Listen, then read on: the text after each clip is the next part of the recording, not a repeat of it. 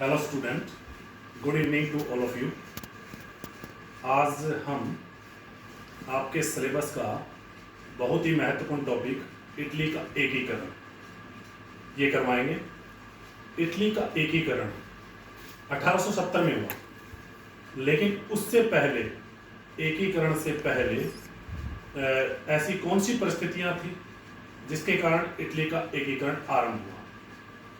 Italy के एकीकरण आरंभ हुआ उससे पहले या उससे 100 साल पहले अनेक ऐसी घटनाएं हुई जिसका इटली पर प्रभाव पड़ा।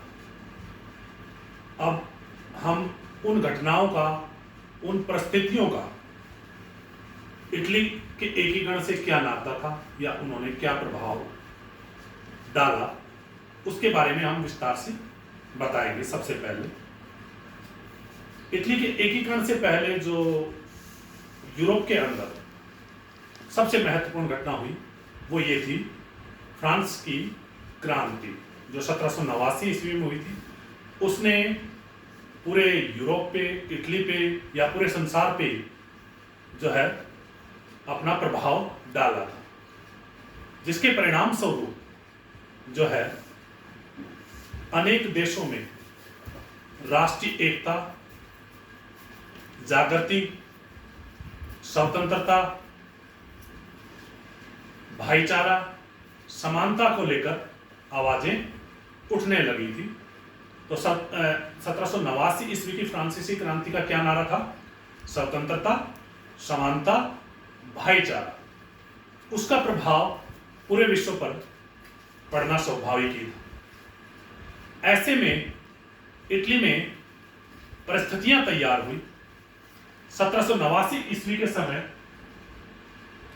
ये जो इटली है अनेक राज्यों का जो है समूह था, और जो आपस में एक दूसरे से ईर्ष्या कर रहे थे, यानी कि आपस में लड़ रहे थे। राजनीतिक एकता का अभाव था।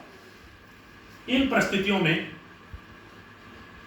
इटली के मध्य या दक्षिण राज्यों में कौन कौन सी ऐसी परिस्थितियां थी जिनको हम इस इटली के एकीकरण में सबसे पहले बताना चाहेंगे। उत्तर में जो राज्य थे लोम्बार्डी और वेनेशिया प्रसिद्ध राज्य थे, जिस पे ऑस्ट्रिया का अधिकार था, यानी ऑस्ट्रिया का जो चांसलर था मेटरनिक, वो तानाशाह था और उसका लोम्बार्डी और वेनेशिया पर अधिकार था।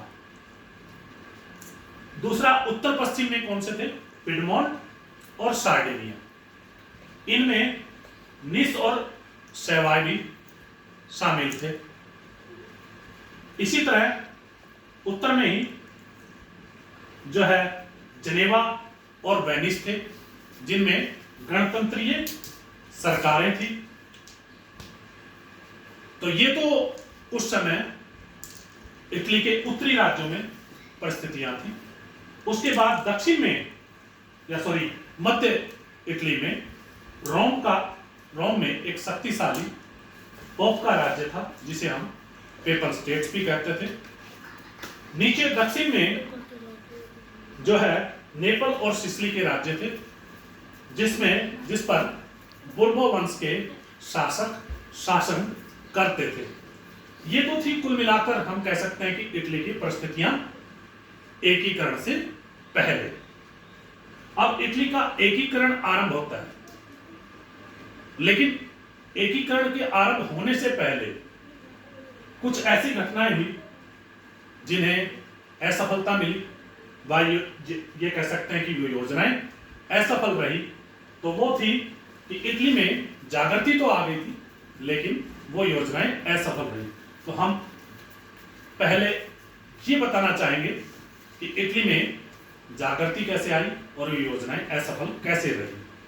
तो पहले हम ले सकते हैं कि राष्ट्रीय जागृति और एकीकरण की असफलताएं।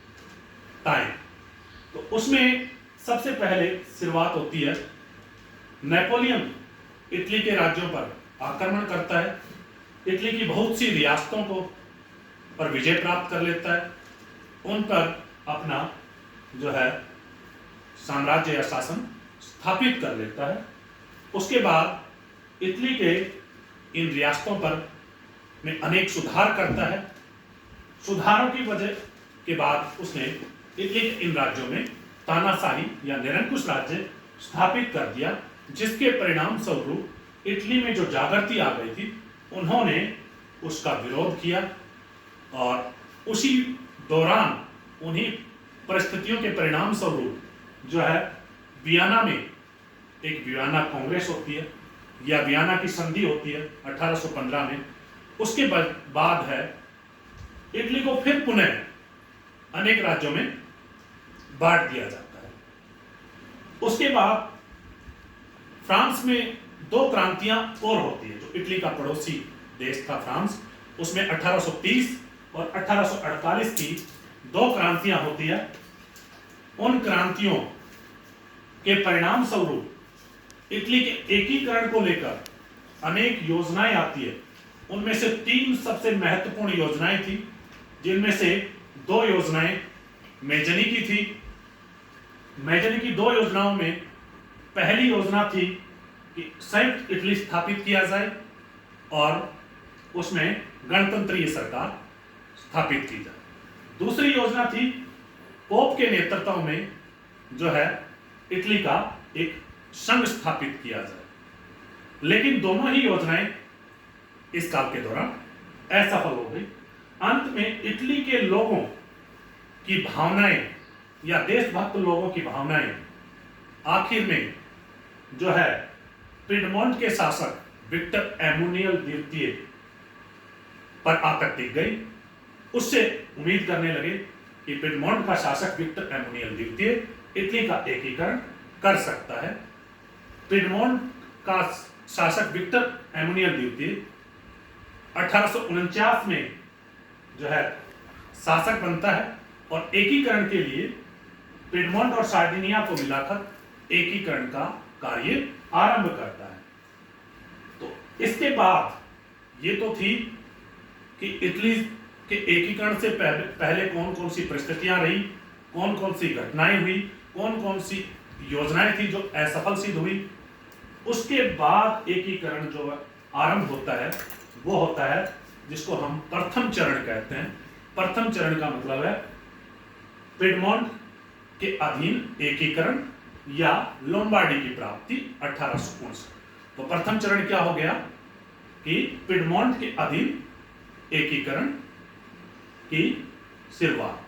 तो पिडमोंट के अधीन एकीकरण में क्या होगा, पिडमोंट का शासक विक्टर एमुनियल द्वितीय 1852 में एक काऊ बहुत ही योग्य व्यक्ति दूरदृष्टि, वो पिडमोंट के शासक विक्टर एमुनियल द्वितीय का प्रधानमंत्री बनता है 1800। उसने अपनी योग्यता के बल पे, अपनी दूरदृष्टि के बल पर जो है फ्रांस और इंग्लैंड जैसी शक्तिशाली यूरोपीय शक्तियों से अच्छे संबंध स्थापित कर लिए। सबसे पहले उसने पिडमोंट को शक्तिशाली बनाया सुधार करके, और फिर इंग्लैंड और फ्रांस का समर्थन प्राप्त कर लिया। अपनी कूटनीति से उसने समर्थन प्राप्त करके जो है लोम्बार्डी को प्राप्त करने के लिए आस्ट्रिया पर आक्रमण कर दिया, क्योंकि उत्तर में लोम्बार्डी और वेनेशिया पर आस्ट्रिया का अधिकार था। फ्रांस की सहायता से विक्टर एमुनियल द्वितीय जो है आस्ट्रिया को 1859 में पराजित कर देता है। पराजित हो जाने से विक्टर एमुनियल द्वितीय को लोम्बार्डी प्राप्त हो गया और फ्रांस को सहायता के बदले में निस और सेवार फ्रांस को 1860 में दे दिए गए। निस जो कि गैरीबाल्डी का जन्म स्थान था, इसलिए गैरीबाल्डी ने जो है अपने शासक विक्टर एमुनियल द्वितीय को उस समय कहा भी था कि मुझे अपने ही देश में विदेशी बना दिया गया। यानी निस जो है फ्रांस को चला गया था, इसलिए उसने ये बात कही थी। अब लोम्बार्डी एक शक्तिशाली राज्य था, प्रथम चरण में ये प्राप्त हो। इसके प्रभाव से 1860 में पर्मा, मोडेना, रोमेग्ना और टस्कनी के जो रियासतों के शासक थे, वो इसकी जीत से प्रभावित होकर स्वयं ही इसमें शामिल हो गए एकीकरण। यानी पिडमोंट और लोम्बार्डी में शामिल हो गए। तो ये कुल मिलाकर जो है पिडमोंट की जो शक्ति है जो अत्यधिक बढ़ गई। इसके बाद जो है दूसरा चरण आरंभ होता है दक्षिण राज्यों का विलय। दूसरा चरण क्या है? दक्षिण राज्यों का विलय 1860। दक्षिण राज्यों यानी निश्चय हम गैरिबाल्डी का भूमध्य सागर से होता हुआ दक्षिण के राज्यों को मार्ग जाता है। निश्चय 1000 की लाल सेना लेकर गैरिबाल्डी भूमध्य सागर से होता हुआ नेपल्स और सिसिली में पहुंच जाता है। नेपल और सिसिली में बुर्बो वंश का शासक फ्रांसिस द्वितीय शासन करता था। नेपल और सिसिली के लोगों ने गैरिबाल्डी से मिलकर उसके खिलाफ विद्रोह कर दिया और गैरिबाल्डी ने फ्रांसिस द्वितीय को पराजित कर दिया और जो है और एक सच्चे देशभक्त का परिचय देते हुए नेपल्स और सिसिली जो है विक्टर एमुनियल द्वितीय को सौंप दिए। अब 2 चरण पूरे हो चुके थे, केवल 2 ही जगह रह गई थी एकीकरण को कार्य पूरा होने में। क्या सी बच गई थी? वेनिसिया और रोम, 2 बच गए थे। तीसरा चरण अब आरंभ होता है आस्ट्रिया के प्रभाव का अंत। तीसरा चरण क्या है? आस्ट्रिया के प्रभाव का अंत 1866। वेनिसिया पर आस्ट्रिया का प्रभाव था। इटली और जर्मनी का मैंने बताया, इटली और जर्मनी का एकीकरण लगभग साथ साथ चला था। तो पर्सिया जर्मनी में पर्सिया के नेतृत्व में जर्मनी का एकीकरण हो रहा था और इटली में जो है विक्टर एमुनियल द्वितीय पिडमोंट के अधीन एकीकरण हो रहा था। 1866 में जो है आस्ट्रिया और पर्सिया के बीच में युद्ध हो जाता है और पिडमोंट का शासक विक्टर एमुनियल द्वितीय पर्सिया की सहायता करता है और पर्सिया के साथ मिलकर जो है 1866 में सैडोवा के युद्ध में जो है आस्ट्रिया को पर्सिया और पिडमोंट का शासक विक्टर एमुनियल द्वितीय उसको आस्ट्रिया को पराजित कर देते हैं। उस पराजित हो जाने के बाद प्राग की संधि होती है। प्राग की संधि के अनुसार जो है पिडमोंट के शासक विक्टर एमुनियल द्वितीय को वेनिसिया प्राप्त हो जाता है और उधर जर्मनी में उत्तरी जर्मन राज्य संघ स्थापित हो जाता है 22 राज्यों का। वो हम जर्मनी के एकीकरण में बताएंगे। तो इस तरह से वेनिसिया की प्राप्ति या आस्ट्रिया के प्रभाव का अंत हो जाता है तीसरे चरण में। फिर उसके बाद आखिरी में एक चरण बच गया। अब चौथा चरण रोम की प्राप्ति 1870 में। रोम में फ्रांस की सेना होती है। ये कैथोलिक धर्म को मानने वाला विश्व का प्रसिद्ध केंद्र था। यहाँ पर जो सबसे बड़ा उनका पोप है वो इस सेंट पीटर गिरजाघर में रहता था। यानी रोम है वो कैथोलिक धर्म का केंद्र था और फ्रांस भी कैथोलिक धर्म को मानने वाला था। तो इस रोम में फ्रांसीसी सेना होती है, यानी रोम फ्रांस के अधिकार में होता है। लेकिन ऐसे ही जर्मनी का एकीकरण साथ चल रहा था। पर्सिया जो है दक्षिण राज्यों, जर्मनी के दक्षिण राज्यों को जीतना चाहता था। उन दक्षिण राज्यों पर जो है फ्रांस का प्रभाव था। उनका प्रभाव समाप्त करने के लिए पर्सिया ने 1870 में फ्रांस पर आक्रमण कर दिया, जिसकी वजह से फ्रांस को रोम से अपनी सेना वापस बुलानी पड़ी। और जैसे ही फ्रांस ने रोम से सेना वापस बुलाई, विक्टर एमुनियल द्वितीय ने रोम पर आक्रमण कर दिया और रोम को या पेपल स्टेट्स को जीतकर इटली के एकीकरण के कार्य को पूरा किया। इस प्रकार इटली का 4 चरणों में एकीकरण का कार्य पूरा हुआ। और इसके बाद जो है ट्राइस्टे और टेटिनो 2 जगह रह गई थी जो प्रथम विश्व युद्ध यानी प्रथम विश्व युद्ध के बाद 1920 में इटली में शामिल हुए थे। तो इस प्रकार हम कह सकते हैं कि इटली का एकीकरण हुआ और इटली के एकीकरण में जो है विभिन्न चरणों में ये गुजरा था। अगर इस इटली के एकीकरण में जो जैसे कि हमने मैप में लिख रखा है कि भाई ये गैरिबाल्डी का मार्ग है, इसको किंगडम ऑफ सार्डिनिया भी बोलते हैं, क्योंकि पिडमोंट और सार्डिनिया के नेतृत्व में एकीकरण हुआ था। ये भूमध्य सागर है।